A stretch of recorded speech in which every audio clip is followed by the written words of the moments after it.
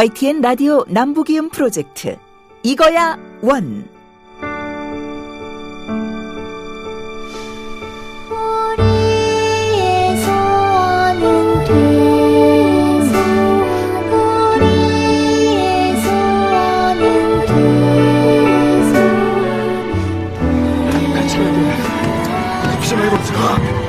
말도 안 돼. 일어나. 어디 일어나. 내 말 들어. 형 이제 토항에서 갈 수 있어. 대학가 문어 주려고 만든 구두 아직 멀었어. 그 구두 다 만들기 전에 형 안 죽어. 어서 가.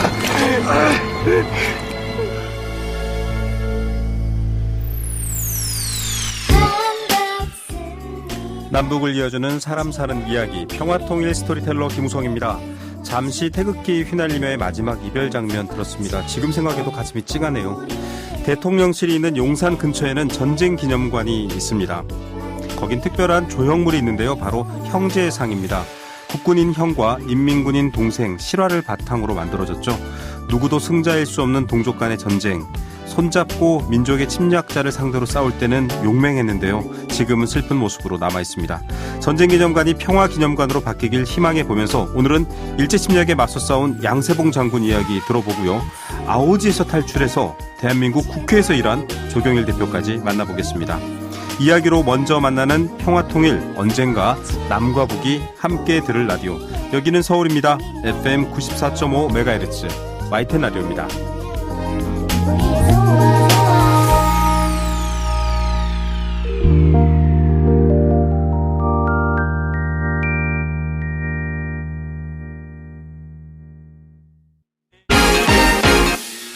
남남북녀 남앵커 북 아나운서 별의말 뉴스.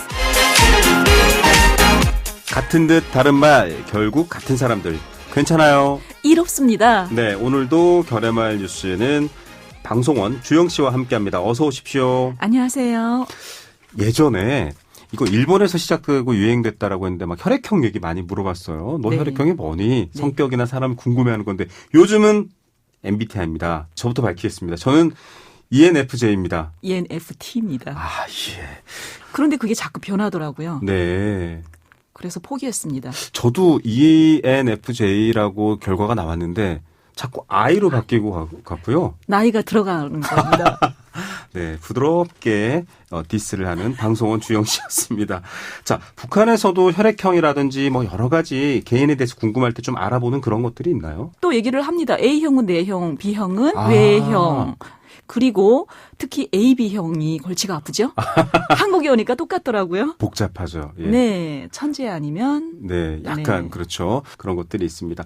자, 성격을 표현할 때도 뭐 우리는 뭐 착해, 정말 나이스해, 뭐 이런 영어식 표현도 쓰는데 북한에서는 어떻게 사용하나요?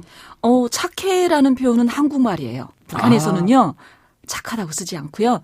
순해라고 씁니다. 착하다가 아니라 순하다군요. 순하다입니다. 의미가 비슷하지만 조금 다릅니다. 그쵸, 네. 네. 성격을 표현하는 이런 말들 계속 궁금한데, 네. 제가 요즘 자신 있습니다. 저도 결의말 뉴스 지금 몇 회 차입니까? 저도 맞힐 수 있습니다. 퀴즈로 내주시죠. 정말요? 네. 오달차다. 예, 역시 땡. 주영 씨 앞에서 까불면 안 됩니다. 온곱다. 아주 따뜻하고 다정하다. 네. 이거는 상냥하고 조금, 고분고분하다. 네, 온곱다는 맞는데 네. 오달차다는 도저히 모르겠네요. 오달차다는 야무지다라는 뜻이에요. 야무지다가 오달차다. 꼼꼼하고 일 잘한다. 또 있습니다. 네. 노죽스럽다. 노죽스럽다. 이건 모르실 것 같아요. 이게 딱 몇 글자 안 되는데도 모르겠어요. 가식적이고 네. 솔직하지 않고 겉발림, 알랑방귀. 대한민국의 정치, 경제 지도 인사들 좀 노죽스럽지 않으셨으면. 맞습니다. 이렇게 표현하는 정확합니다. 거군요. 알겠습니다. 또 있습니다. 네. 철철이도 있고요. 철철이. 네. 이건 맞추실 것 같아요. 철철이를 우리가 쓰는 77이라고. 비슷합니다. 그렇군요. 딩동댕. 역시. 예. 네. 알겠습니다. 옹하다? 옹하다. 네. 옹하다. 비슷해요. 예, 옹졸하다. 옹졸하다. 네. 애록애록하다라는 표현도 있는데, 네. 말이. 한국에서는 예리예리하다. 여리여리해. 예, 그 표현입니다. 애록애록하다. 이렇게 그 했습니다. 말이 예뻐요. 연인 사이에 쓰면 좋을 것 같아요. 북한의 여성들이 자기를 예쁘다라고 표현하는 걸, 곱다고 표현하는 걸 별로 네. 좋아하지 않아요. 아, 여성들도 남자들처럼 멋있다는 말을 듣고 멋있다. 싶어합니다. 표현도 멋있다라고 하나요? 네, YTN 라디오 이거야 원의 멋있는 방송원 주영 씨와 함께했습니다. 멋있는 우성 씨 감사합니다. 자, 이렇게 받으려는 건 아니었는데 다음 주에 만나요.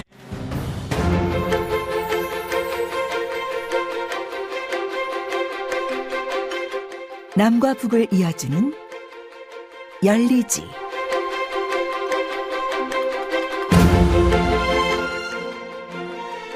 북만주엔 홍범도, 남만주엔 양세봉으로 불릴 만큼 유명한 항일 명장으로 중국인들에게도 추앙받고 있는 영웅이다. 독립군에 참가했던 조정혁명군에 참가했던 이런 전사들을 만나게 되었고 역사이기 때문에 일본 군이 와가지고 양세봉 장군을 무덤에서 다시 꺼내가지고 목을 잘라갔던 데죠.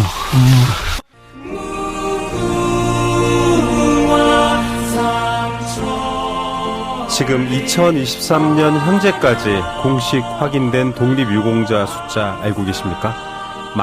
17,848명입니다. 역사를 잊은 민족에게 미래는 없다는 말 청취자분들도 아마 한 번씩은 들어보셨을 텐데요. 그렇게 잊지 말아야 될 순간 남과 북 모두에게 마찬가지일 겁니다. 관세청 직원들이 부르는 임시정부 애국가가 오늘따라 좀 더 특별하게 들리는 것 같은데요. 남과 북이 함께 기억하고 있는 독립의 영웅, 오늘은 양세봉 장군 이야기인데요. 이 시각 함께해 주실 분 소개해드리겠습니다. 성균관대 동아시아 역사연구소 장세윤 수석연구원 스튜디오에 나와 계십니다. 박사님 안녕하십니까? 네, 안녕하세요. 네, 저희가 사실은 독립운동가 얘기가 이번에 두 번째입니다. 안중근 의사 얘기를 한번 했었고요. 네네. 남과 북에서 같이 추앙하는 영웅이죠. 네. 두 번째로 이제 양세봉 장군 얘기를 하고 있습니다. 네. 이분이 특이한 게 있습니다. 그냥 이렇게 말씀드릴게요. 이분의 무덤은 두 개입니다. 네, 그러면 좀 그렇습니다. 약간 이쪽 부분은 저쪽에 저쪽 부분은 저쪽에 이렇게 생각하실 수 있는데 그게 아니라 남과 북이 모두 묘를 국립묘지에 안장하고까지 추앙하는 영웅이다. 이 의미입니다. 이분 굉장히 대표적인 인물이죠. 그렇습니다. 네. 특히 소장농 출신 장군인데다가 남만주 최후의 독립군 사령관. 이렇게 네. 이해하시면 되겠습니다. 소장농 출신의 남만주 최후의 독립사령관. 사령관. 예. 네. 남과 북이 예. 함께 국립묘지에 안장하고 추앙하고 있습니다. 네. 유일한 분이신가요? 지금까지는 최초로 가장 빨리 네. 양쪽에 조정되었다는 점에서 거의 최초로 북한과 남한이 각각 어떻게 기억하고 있는지도 궁금합니다. 우리나라는 보훈처에서도 다양한 자료들, 어린이를 네. 위한 자료도 만들고 북한에서도 양세봉 장군을 굉장히 추앙하고 또 기록해 왔나요? 어떻습니까? 북한과 우리 대한민국이 그 양세봉 장군을 기억하는 방식은 조금 차이가 있습니다. 네. 예, 북한 쪽에서는 주로 소위 그 위대한 수령 김일성 주석이라고 하는 네, 역시 그 사회 김일성 이념이랑 주석과 관계라는 측면에서 네. 중요시하고 있고요. 우리 대한민국에서는 역시 독립운동 영웅으로 이렇게 네. 기억을 하는 거죠. 하고 있는 거죠. 네. 네. 만주 지역이라는 게 사실은 네. 독립운동사에서 저희 국민들 잘 모르시기도 해요. 요새는 중국 동북지방 네. 이렇게 얘기를 하는데요. 쉽게 말해서 압록강 토목강 북쪽이다. 봉오동 청산리 전투. 네네. 그리고 1930년대 이청천의 한국독립군, 양세봉 장군의 조선혁명군. 네. 그리고 30년대 후반엔 항일 파치산 동부항일연군. 이렇게 예. 가장 대표적으로 무장구 투쟁이 활발한 지역. 이렇게 이해하시면 되겠습니다. 안중근 의사 얘기를 사실 저희가 이 프로그램에서 한번 했었습니다. 네네. 안중근 의사의 의거에 영향을 받았다라고 했는데 그 사실을 알 때쯤에 나이를 보니까 좀 어리셔요. 그러니까 이분이 1896년생이거든요. 네. 아마 15 정도. 그 정도의 그 정도의 안중근에서 그 소식을 들었는데 그 정도 나이면은 충분히 네. 그 의사 의거를 알 나이죠. 15이면은 조국의 운명 그리고 안중근 의사의 역사적 의거를 충분히 알 나이다. 그럼요. 예. 집에 있는 아이가 떠오르면서 갑자기 좀 우울해집니다. 알아야 될 텐데요. 예, 네. 예. 이 방송 듣고 또 자녀들하고 얘기하시다 보면 잘 알게 되겠죠. 그런데 앞서 박사님이 소개해 주실 때도 예. 가난한 소장농의 아들, 이게 요즘 버전으로 치면 그냥 흙수저의 아들인데 맞습니다. 독립 영웅이신 거예요. 원래 양세봉 장군 고향은 그 압록강 하루 남쪽에 있는 평안북도 철산군입니다. 네. 여기에서 이제 태어났는데 불행하게도 7살 때쯤 아버지가 돌아가셔요. 아이고. 그러니까 생활이 어렵게 되죠. 네. 그러니까 그 어머니하고 이제 그 동생들 데리고 어릴 때부터 농사를 짓게 되는 거죠. 사실 소년 가장처럼 그렇습니다. 역할을 맡았나. 소년 가정이 된 거죠. 그러다가 1917년도에 일본은 간섭이 적고 땅이 넓고 중국인들이 있긴 하지만은 땅을 빌려서 농사를 지으면은 네. 더 잘 살 수 있다. 3.1운동이 일어납니다. 예, 예. 1909년에 안중근 의사 의거를 한 15 정도의 나이에 들었는데 예. 이제 3.1운동은 1919년이니까요. 예, 예. 한 20대쯤 됐을 때예요. 예, 예. 이때는 좀 역할을 하셨나요? 놀랍게도 이 상안도 지역에서 3월 12일 날 네. 유아현에서 3.1운동이 일어나는 거예요. 네. 그러니까 국내보다 더 빠릅니다. 아. 3월 12일이면. 네. 그래서 상안도에서 3월 12일 날 유아현에서 최초 3.1운동이 있었고 네. 그 영향을 받아서 4월에 네. 이 홍매좌에서 3.1운동이 일어난 거예요. 3.1운동이. 네. 그래서 양세홍 선생은 학생들하고 연결이 돼가지고 상당히 중요한 역할을 하게 되는 거죠. 네. 그러면서 독립운동을 자각을 하게 되는 겁니다. 예, 이렇게 이제 본격적인 독립운동의 길로 들어서게 됩니다. 예. 만주 지역 최후의 독립군 사령관 이런 표현도 해주셨는데 예. 이 조선혁명군 소개를 보니까요, 뭐 여러 이제 의병 형태로도 이제 활동을 하다가 합류를 하시게 되는데 예.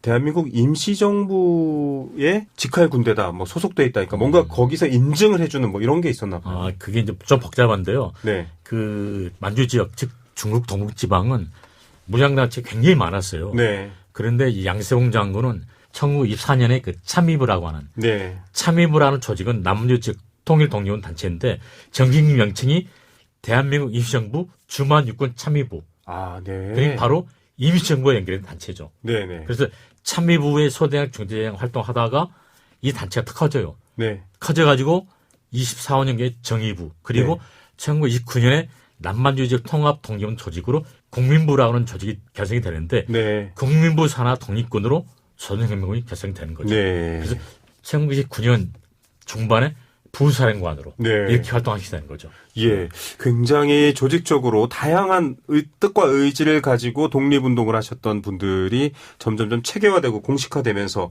사실 뭐 이렇게 짤막짤막하게 다큐멘터리 보시다가 많은 분들이 들었을 겁니다. 예. 해방 직전에 예. 광복군, 독립군들도 국내 진격해서 일본하고 싸우려고 하던 찰나에 예. 아 이상하게 좀 국제정세상 일본이 패망하게 됐다 이런 얘기들도 있습니다. 예. 그 연결성에서 이해하시면 아 굉장히 조직화되고 커졌구나. 예. 거기서 또 부사령관을 예. 일부에서 지내셨던 분입니다. 예, 예.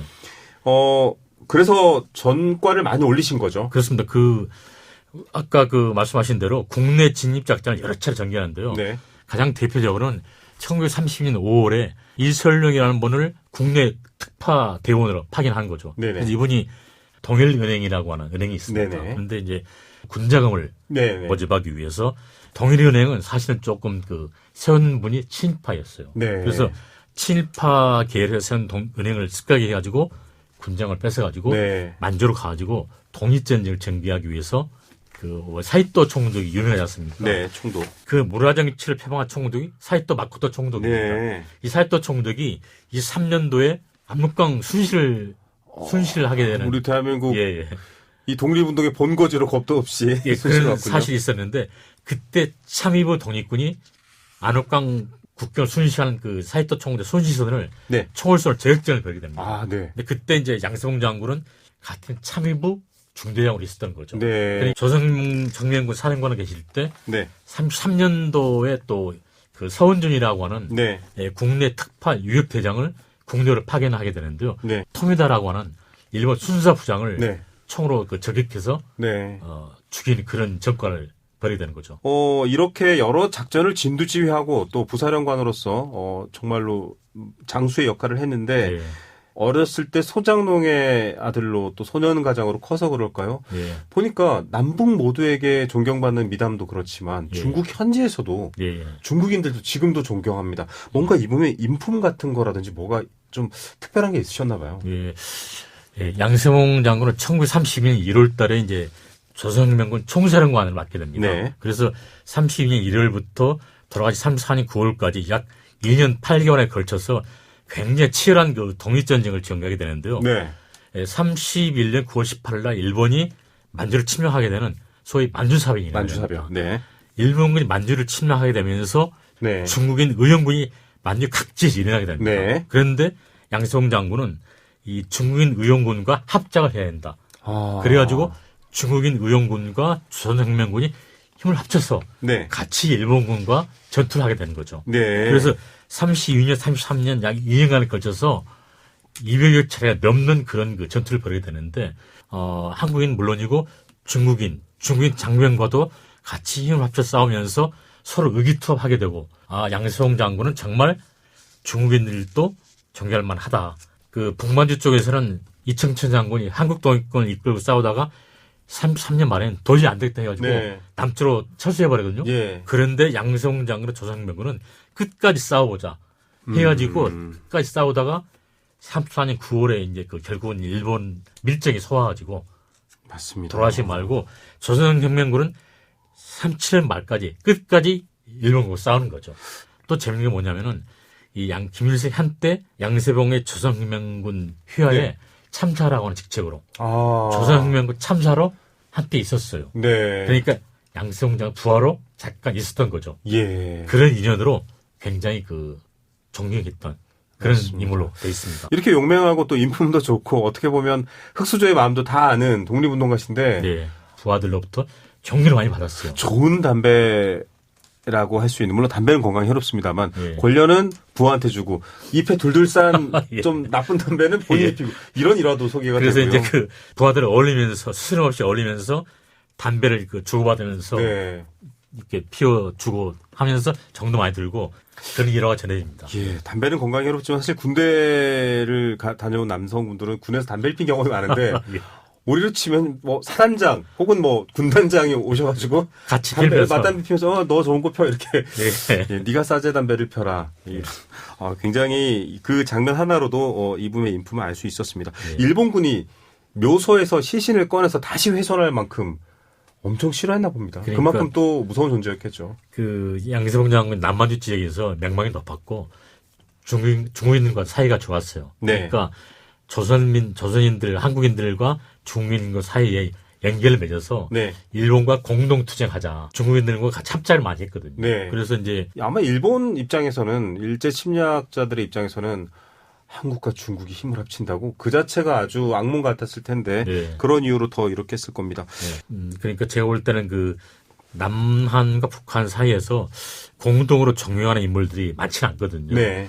양세봉 장군이나 홍범도 장군 같은 경우는 남북 공동으로 연구를 하고 같이 답사도 하고 네. 이런 그 공동 사업을 하면 좋겠는데 그 취재를 따라가고 싶다라는 욕심 때문에 마음이 막 쿵쾅쿵쾅 거렸습니다. 예. 많은 국민들도 그 길을 직접 눈으로 보신다면 역사를 잊을래야 잊을 수 없을 것 같다는 생각이 드네요. 예. 특히 양세봉 장군은 이제 남과 북 모두에서 네. 존경만 그러한 인물이기 때문에 앞으로 현재는 좀 남북 관계가 막혀 있습니다만은 같이 연구도 하고 같이 기념 사업도 하고 이렇게 좀 제안을 해보고 싶습니다. 네. 자, 꽉 막힌 남과 북의 길을 홍범도 장군, 양세봉 장군께서 열어주신다라는 갑자기 그런 생각도 들고요. 오늘 얘기는 여기까지 듣도록 하겠습니다. 오늘 말씀 감사드립니다. 네, 감사합니다. 네, 지금까지 성균관대 동아시아 역사연구소 장세윤 수석연구원과 함께했습니다.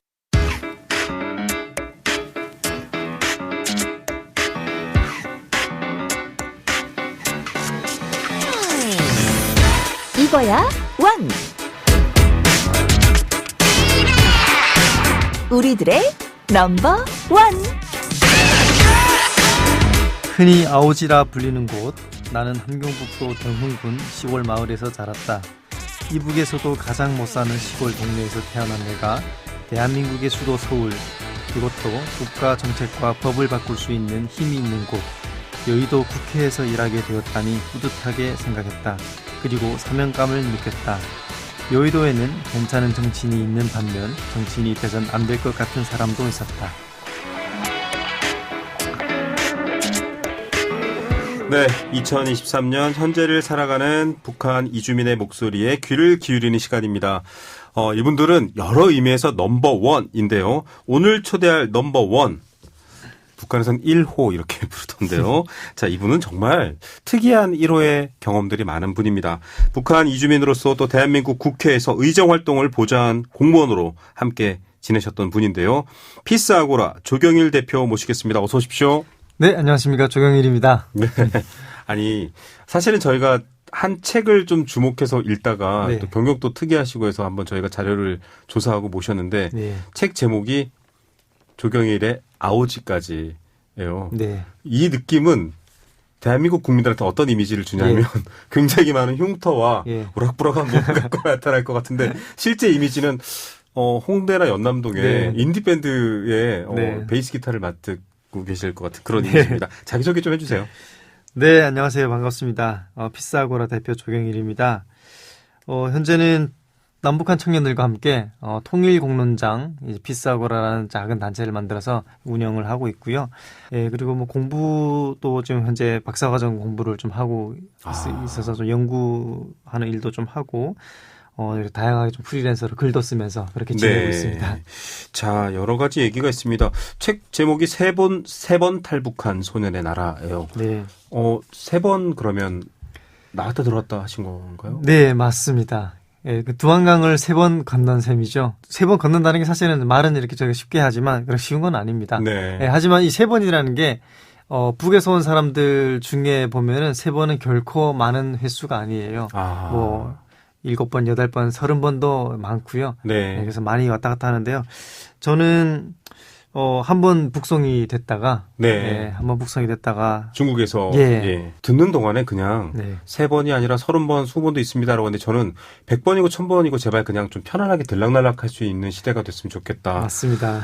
이 3번을 목숨 걸고 소년 어린 나이로 하여튼 17에 한국에 왔습니다. 정치외교학도 전공하셨고 공부도 많이 하셨는데 책 제목에서 많은 분들이 궁금해하십니다. 네. 아오지? 깜짝 놀라요. 그렇죠. 개그 코너도 한국에 와서 보셨잖아요. 네, 맞습니다. 툭하면 북한 소재로 나올 때 튀어나오는 말이 아오지예요. 네.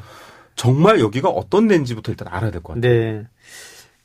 제가 한국에 왔을 때 고향을 물어보잖아요, 사람들이. 네네. 그때 함경북도 은덕군에서 왔습니다. 네네. 근데 당시가 행정구역 이름이 은덕군이었거든요. 네. 그러다 2009년에 경흥군으로 바뀌었는데 그럼 사람들이 모르더라고요. 그래서 네.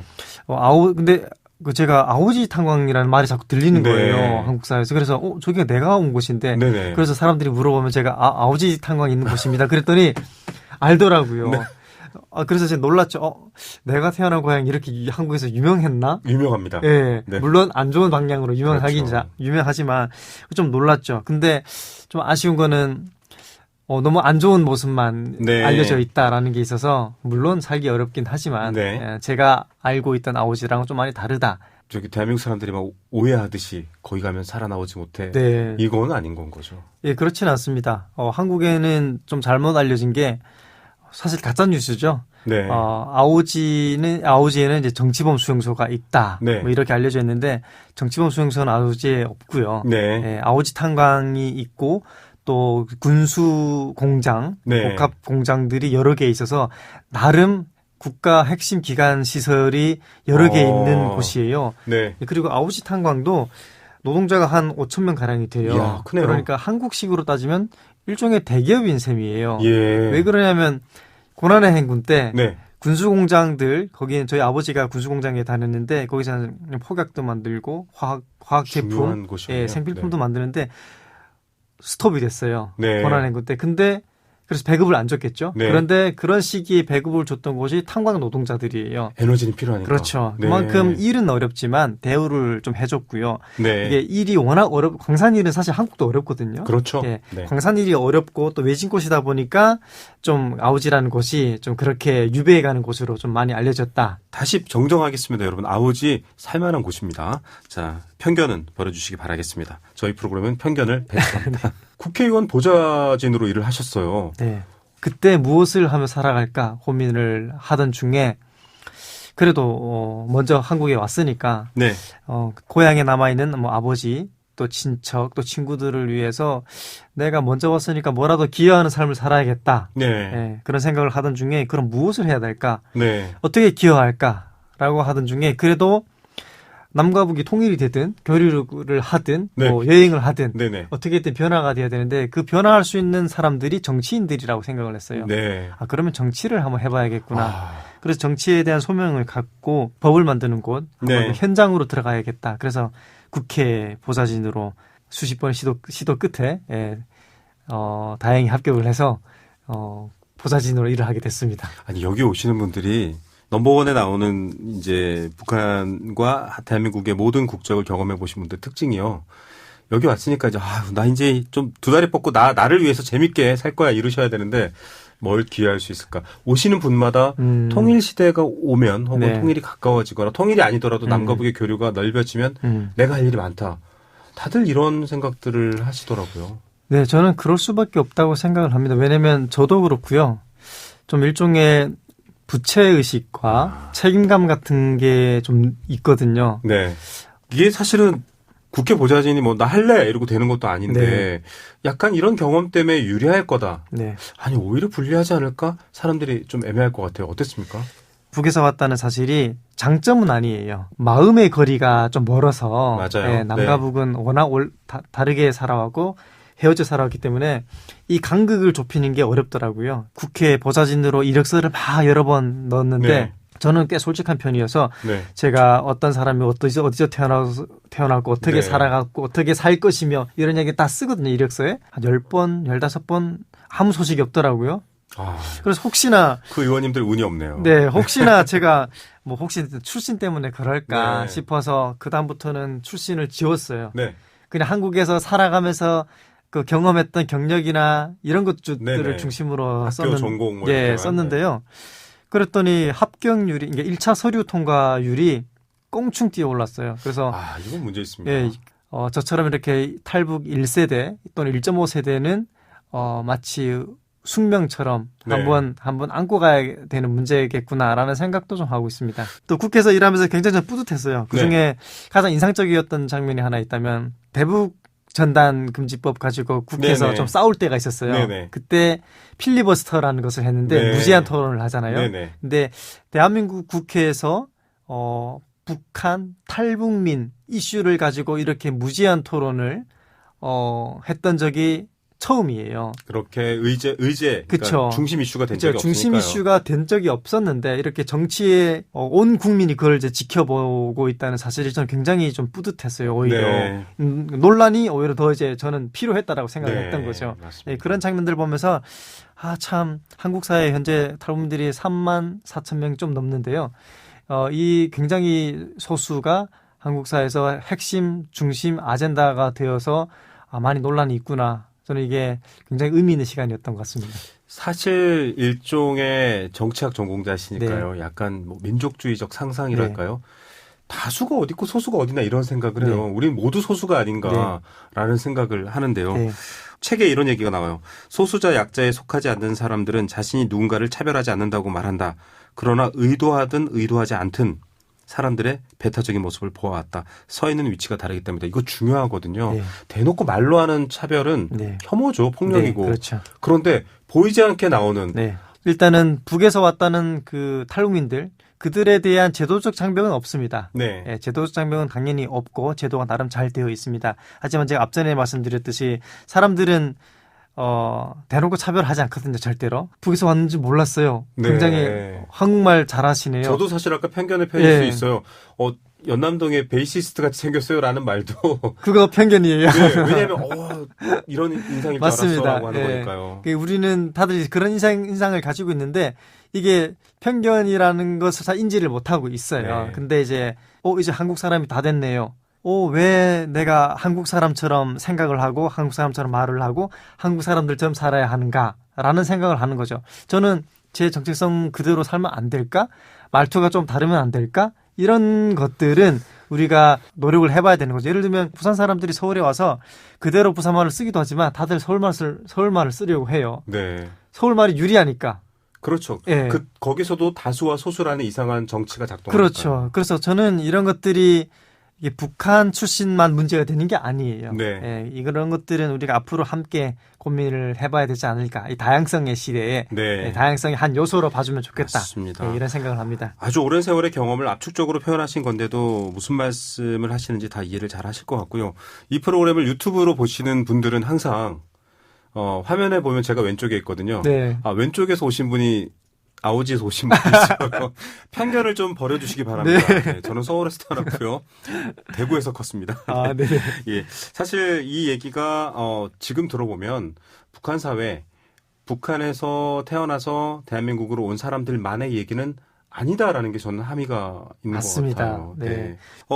결국은 이제 입법부 활동도 거치고 지금 또 다양한 활동도 준비하고 계시고 통일을 해야 돼? 이렇게 네. 묻는 분들이 많고요. 네. 양쪽을 다 경험해 보셨기 때문에 이 질문, 이 주제에 대해서는 어떻게 답하실지 궁금해요. 다른 나라 이야기인 거예요. 네. 통일이 우리 삶에 나와 상관이 없는 네. 주제가 되어버린 맞아요. 거예요. 나한테 지금 당장 필요해? 모르겠어. 이렇게 돼버린 예, 거죠. 그 나랑 무슨 상관이 이렇게 된다. 네. 그냥 나만 편하게 살면 안 돼 이렇게 되는. 근데 네. 저는 이해를 해요. 왜냐하면 워낙 살기 힘드니까. 맞아요. 그런데 저는 통일이 저한테는 이제 개인적인 일이거든요. 네. 예, 가족을 만나는 일이기 때문에. 그렇죠. 왜냐하면 우리가 여권 파워라는 게 있는데, 네. 우리가 대한민국 여권으로 전 세계에 비자 없이 갈 수 있는 나라가 굉장히 많죠. 194개 국가예요. 네. 전 세계 1위예요. 네네. 예, 미국 여권은 7위예요. 네. 우리가 더 강해요. 맞습니다. 그런데 가장 가까운 북한으로 못 가요. 맞습니다. 저는 이게 매우 불행이라고 생각해요. 우리가 대한민국 여권으로도 북한을 심지어 하루도 방문을 못 하는데 통일을 말하는 것 자체가 네. 순서가 매우 잘못됐다라는 생각이 좀 들고요. 우리가 통일이 당연하다는 이야기만 하지 어떤 통일을 만들어야 하는지에 대한 얘기를 안 해요. 뭐가 통일이냐? 그렇죠. 국가가 합쳐지는 게 통일이냐 이렇게만 생각하거든요. 네. 저는 지금 말씀하신 게 뭔지 알 것 같아요. 네. 제가 자유로를 타고 가면 표지판에 평양, 개성 이게 뜹니다. 그렇죠. 예. 물론 못 가죠. 네. 볼 때마다 여권 보여주고 네. 옥류관 올라가서 냉면 먹고 주방장이 바뀌었나? 맛이 좀 이상해졌다. 이러고 다시 내려오거나 개성 들러서 고려 유적지 한번 보고 집에 오거나 네. 당일 관광이 가능하잖아요. 외국인으로서. 네. 이렇게라도 좀 다니면 좋겠다. 맞습니다. 제가 말씀드리고 싶었던 게 그거예요. 저는 차라리 여행을 주장을 하는 겁니다. 그래서 교류죠. 예, 여행과 교류죠. 그러니까 제한적이어도 상관없어요. 우리가 지금 상태에서는 통일이 담론에 머물러 있는 거예요. 네. 구름처럼 떠다니는 거예요. 이 상황에서 통일을 말하면 통일이 더욱 거부감이 생기는 어렵죠. 거예요. 예. 네, 심리적일 뿐이고. 예, 그래서 차라리 통일보다는 하루라도 네. 예, 뭐 제한적이라도 요 구역만이라도 여행을 한다면 그렇게 조금씩 넓혀지다 보면요. 저는 우리가 네. 접촉점이 더 많아질 것이다. 자꾸 저는 먹는 얘기만 했습니다만 옥류관 냉면 못 먹은 게 너무 한이해질 것 같아서 먹는 게 사실 제일 중요합니다.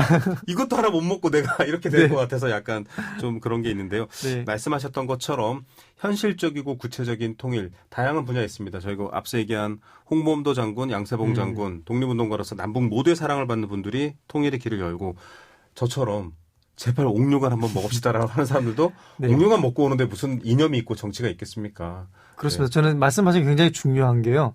그렇게 나는 옥류관 냉면 먹고 싶으니까 내가 뭐 냉면 먹으러 편하게 갈 수 있게끔 그렇게 정치를 만들어줘. 이렇게 이런 일상을 생각하는 사람들이 강력하게 요구를 해야 한다.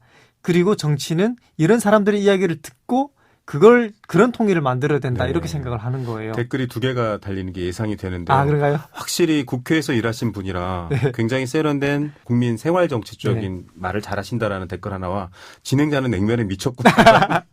두 개의 댓글이 예상이 됩니다. 네. 예, 여러분들 궁금하신 분들은요. 조경일 대표의 이야기 아오지까지라는 책이 있습니다. 한번 또 보셔도 좋을 것 같고요. 자, 지금까지 피스아고라의 조경일 대표와 함께했습니다. 감사합니다. 네, 감사합니다.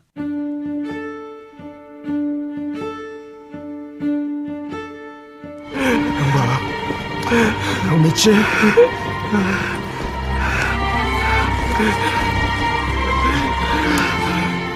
오프닝에서 만나본 슬픈 장면이었는데요.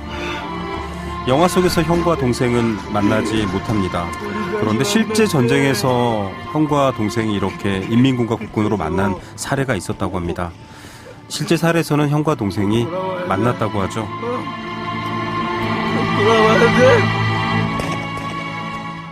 결국 만나지 못한 형제 수십 년이 지나 만나게 되는데요.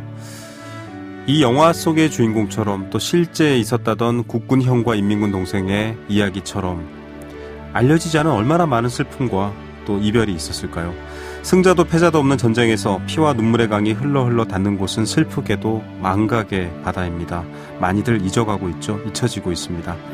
몇 년 만에 민방공 훈련이 재개되고 한반도 주변의 군사정세와 남북관계는 무섭고 날카롭습니다. 무서운 폭탄, 총탄 소리를 뚫고 평화를 외칠 수 있는 소리는 사람의 목소리, 가족의 따뜻한 온기 아닐까 하는 생각. 이 영화 오랜만에 만나보다가 요즘의 현실과 겹치는 것 같습니다. 저희도 목소리 높여서 평화와 전쟁 반대 외치겠습니다. 지금까지 평화통일을 꿈꾸는 스토리텔러 김우성이었습니다. 이 프로그램은 방송통신위원회와 정보통신정책연구원이 함께합니다.